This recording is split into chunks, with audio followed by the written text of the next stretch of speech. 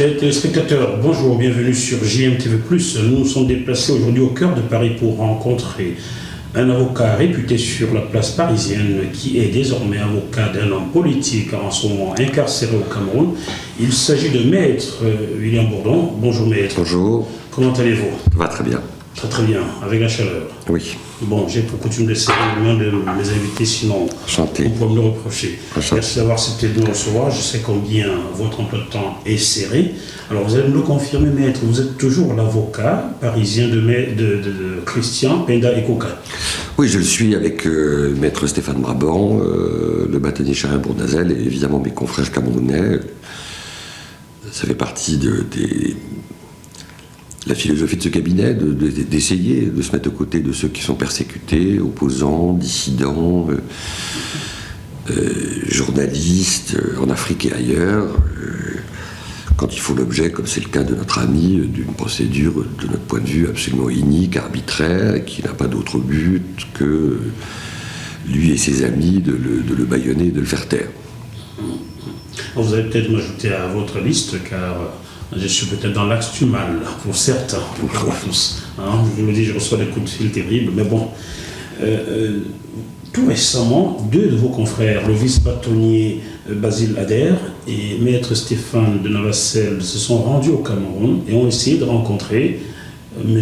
Kamto et Michel Doki. Est-ce que vous êtes au courant de cette situation? Je sais qu'il y a des démarches qui sont faites par des grandes organisations professionnelles, par des bâtonniers, et c'est très bien. Le silence tue. Hein.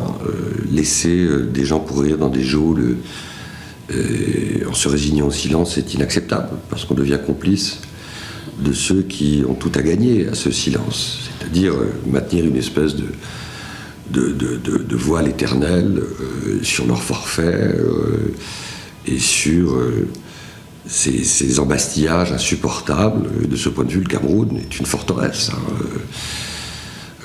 Il y a une espèce d'autisme de ce régime à l'égard de la parole, la parole citoyenne internationale, mais aussi à l'égard du droit international, à l'égard de leurs obligations internationales. Vous savez, c'est vraiment le Cameroun, c'est la signature du fait qu'on peut être un pays champion dans la signature de toutes les conventions internationales les plus protectrices des droits de l'homme, et en même temps les fouler aux pieds tous les jours. Alors, est-ce que vous êtes au courant que vos deux confrères n'ont pas pu rencontrer leurs clients? On les a battus. Tout ça, j'ai entendu parler de ça, tout ça fait partie d'une même politique d'obstruction. Un bâtonnier, c'est le représentant du barreau de Paris. Il mériterait d'autres égards. Et cette absence de courtoisie, ce mépris pour une grande robe noire qui porte cette exigence internationale que j'évoquais tout à l'heure, est le signe d'un cynisme d'État aujourd'hui à Yaoundé terrible, et qui fait que il faut renoncer à la démobilisation que parfois fabrique le sentiment de l'impuissance. Il faut ne jamais désarmer, il faut continuer inlassablement à prendre des initiatives, se prendre des râteaux dans la figure, avec l'espoir qu'un jour, et il y a un certain nombre d'exemples de grandes batailles que nous avons menées ici ou là, avec d'autres qui montrent que, au bout du compte, ce qui peut être considéré comme improbable, parfois arrive, et qu'on obtient des libérations des moments où on ne l'espérait plus du tout. Alors, vous êtes réputé ami des Africains, ou bien des opprimés africains, surtout les hommes politiques. On a envie de vous demander, qu'est-ce qui pose problème en Afrique noire francophone au fond? Écoutez, ça c'est une histoire compliquée. Il faudrait toute l'après-midi pour répondre à cette question. Moi, je ne fais pas partie de ceux qui cultivent ni une espèce d'afro-pessimisme, qui est une forme d'antichambre, d'un cynisme, au fond, qui consiste à penser de façon un peu honteuse que ce continent serait voué éternellement, comme ça, au génocide, à la corruption, à la kleptocratie, et que les Américains, et que les Africains, pardon, seraient maudits dans leur relation avec la modernité, la démocratie, l'état de droit. Ça, c'est un regard où se mêle à la fois du paternalisme, du cynisme, comme je viens de le dire, et qui finalement sert d'habillage à tous ceux qui voient l'Afrique comme une espèce de terre d'enrichissement et en général d'un terre d'enrichissement pour des médiocres. Et puis il y a l'afro-pessimisme, avec une dimension un peu romanesque, comme ça, une espèce d'enthousiasme pour les Africains, qui aussi, d'une certaine façon, est lourd d'ambiguïté, et qui fait bon marché des exigences que l'on doit porter. Des exigences qui sont assez simples à rappeler. Il n'y a pas de développement, il n'y a pas de croissance, il n'y a pas de protection d'intérêt général si les droits fondamentaux des personnes ne sont pas respectés. Vous parlez d'ambiguïté, maître. Nous sommes à 0 pas de l'Élysée et nous savons quel rôle l'Élysée et le Quai d'Orsay jouent dans le jeu politique en Afrique noire francophone. Est-ce que l'ambiguïté ne se trouve pas sur la place parisienne? Que la politique africaine de la France a toujours été source de beaucoup de controverses, de critiques. C'est manifestement un chemin difficile à trouver, quels que soient les responsables. Il y a eu l'affirmation par le nouveau président de la République, Emmanuel Macron, d'une volonté de modernité, confère un certain nombre de discours à Ouaga. Nicolas Sarkozy l'avait fait, François Hollande. Il y en a eu des tas de variantes, avec des sémantiques plus ou moins différentes, mais j'ai peur que ne se perpétue toujours à même regard, où finalement il y a une triple obsession, une qui est en train de submerger toutes les autres, qui est la lutte contre le terrorisme, avec en arrière-plan une instrumentalisation très forte de dirigeants d'Afrique de l'Ouest, pour, manipulant la lutte contre le terrorisme, essayer d'acheter le silence de la France, de l'Europe, sur leur forfait, comme prétexte pour criminaliser leurs opposants, en forme de chantage. Il faut malheureusement ne pas craindre de prononcer le mot. Deuxième obsession, c'est assurer la protection des intérêts économiques et donc stratégiques pour la France des plus grandes entreprises du CAC 40, évidemment les pétroliers au premier chef, et enfin la sécurité des Français eux-mêmes dans des pays, des capitales où parfois le pire est possible, des coups d'État violents comme ça peuvent, et on comprend, c'est évidemment une préoccupation extrêmement légitime. Mais on continue à manquer d'écoute pour la société civile, même si on fait quelques messes ici ou là. On continue à manquer d'écoute pour la société civile, une société civile africaine que j'ai rencontrée, de plus en plus professionnelle, à laquelle je veux rendre hommage, courageuse, ouverte, connectée au monde, exigeante avec elle-même, et dont la précarité parfois fait que leur bataille citoyenne est un chemin semé d'embûches. Non, le grand drame, c'est la corruption, c'est la kleptocratie, c'est le fait que des régimes sont en fait un guichet pour l'enrichissement de quelques-uns. De quelques-uns où? Sur le continent ou ailleurs?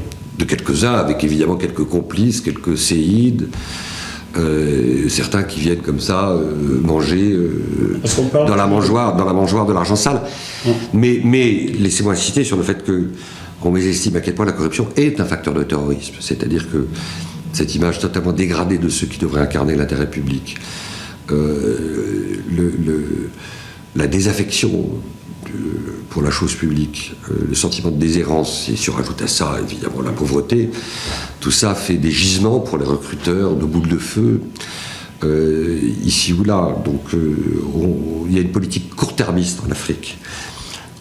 Court-termiste de la France, politique court-termiste de la France. De la France, mais aussi d'autres pays européens, qui ne veut pas voir que tant qu'on ne met pas le paquet pour évidemment faire en sorte que ces pays sortent de la pauvreté, même s'il y a eu des efforts ici ou là qu'il ne faut pas mésestimer, et tant qu'on continue cette complaisance avec ces kleptocrates qui, je le disais, instrumentent la lutte contre le terrorisme pour meurtrir l'intérêt des populations, eh bien, à long terme, évidemment, je ne suis pas le seul à le dire, on ne luttera pas efficacement contre le terrorisme. Ce programme vous est proposé par Deviseo Fret, spécialiste du transport international Afrique, Dom-Tom, Océan Indien. Retrouvez-nous sur www.deviseo-fret.com. Téléphone +33 139 85 14 23. Revenons sur le cas du Cameroun, car c'est celui qui nous amène à nous rencontrer aujourd'hui avec le cas de votre client Christian Pende-Okuka. Est-ce que vous connaissez ce monsieur? Non, je ne le connais pas. Comment vous a-t-on constitué? On m'a constitué parce que l'identité de ce cabinet fait que de temps à autre, des gens me font confiance et pensent que je peux apporter une plus-value, parfois pas toujours. pour essayer de responsabiliser les acteurs publics en Afrique, et puis surtout pour briser la loi du silence et pour maintenir de façon soutenue une obligation de demander à ce régime de respecter sa propre constitution, de respecter la loi internationale qui ne doit pas être signée pour les chiens, et de mettre un terme à ces emprisonnements qui sont tout simplement des persécutions politiques. Ça n'est rien d'autre que ça, habillé évidemment par des procès en forme de coup monté. Pour vous, clairement, l'emprisonnement de votre client est une persécution politique. Absolument. Il n'a rien à faire derrière les barreaux. Absolument. Il n'y a aucun doute là-dessus. Le cas du Cameroun, aujourd'hui, interpelle le monde entier, mais on se rend compte que notre pays, je dis notre pays, la France, ne s'exprime pas là-dessus. Comment l'interprétez-vous? Alors moi, je pense que, Dieu sait si je pense qu'il faut être critique sur bien les aspects de la politique africaine, mais je sais que dans cette affaire, le Quai d'Orsay s'est mobilisé. Je le sais. Alors, moi, je ne fais pas partie de ceux qui considèrent que la discrétion dans le suivi des affaires internationales est forcément le signe de l'hypocrisie ou de la lâcheté. Parfois, ça peut, pas toujours, même si c'est parfois manipulé, être la condition pour pouvoir faire passer un certain nombre de messages. Maintenant, force est de reconnaître aujourd'hui que ces messages ne passent pas et que Paul Biya est dans une espèce d'hémiplégie incroyable par rapport à tous les messages que lui font passer des homologues étrangers, des institutions internationales, l'ONU et évidemment le collectif d'avocats dont j'ai l'honneur de faire partie. J'avais interviewé d'ailleurs votre collègue, M. Charia Bournazel, tout récemment, et il tenait les mêmes propos. Finalement, vers quoi s'achemine-t-on? Ce sera la dernière question. Vers quoi s'achemine-t-on avec ces arrestations d'hommes politiques au Cameroun? C'est impossible de le dire, cher ami, aujourd'hui. C'est impossible. Il y a une grande avocate française qui a pu être libérée, vous savez, après des années de détention. Maître Lisiane Youm. Absolument.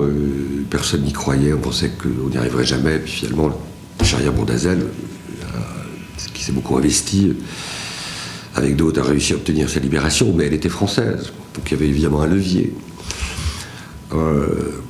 On est dans une sale période du monde, où les populistes, les despotes, les kleptocrates se sentent de plus en plus les mains libres, où les instruments du multilatéralisme sont perçus comme de plus en plus détestables par ces mêmes forces de l'ombre, et où ceux qui payent le prix le plus élevé de cette déshumanisation de la politique internationale, même si la France essaie de faire entendre une autre musique, quand même, ce qui n'est pas incompatible évidemment avec un certain nombre d'interrogations et de critiques, cette déshumanisation, elle est le complice parfait, malheureusement, de ceux qui, à Yaoundé ou ailleurs, ne sont au pouvoir que pour leur intérêt privé, que pour leur intérêt personnel. Et les intérêts de certains. Et les intérêts d'un clan dans lequel se mêlent parfois bien des gens de façon multicouleur.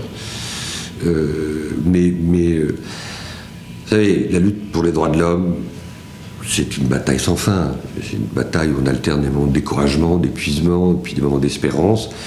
Espérons que l'espérance soit au rendez-vous pour nos amis camerounais, qu'un jour ils puissent retrouver la liberté et leur participation à la vie publique, parce que c'est bien ça dont il s'agit. On a voulu les priver de participer à la vie publique au Cameroun, parce qu'ils incarnaient une ambition, un rêve de modernité et de démocratie dont M. Paul Biya et ses sbires ne veulent pas. Donc les droits de l'homme, à certains endroits, ne sont que les droits des chiens. L'humanité avance sans crabe. Il y a eu des améliorations aussi depuis 1945 dans bien des domaines, il ne faut pas l'oublier. Mais aujourd'hui, je le répète, on est dans une période de régression forte, pas simplement en Afrique, mais dans le monde entier. Y a-t-il une question que vous auriez que je vous pose et j'ai oublié? Non. Vive à vous. Vous êtes bienvenue. Merci à vous. Merci beaucoup, maître. Et sachez qu'à chaque fois que vous aurez besoin de GMTV+, pour communiquer, je me ferai... Eh bien, je ne manquerai pas. Merci beaucoup, maître. Merci. Bon travail. Merci. Au revoir. Merci à vous. Je demande à GMTV+, de continuer à faire ce travail extrêmement important de recueillir les informations, de les recueillir avec esprit critique, pour ensuite les diffuser comme elle le fait, afin que les esprits s'éveillent, que les consciences s'ouvrent davantage et que les actes suivent.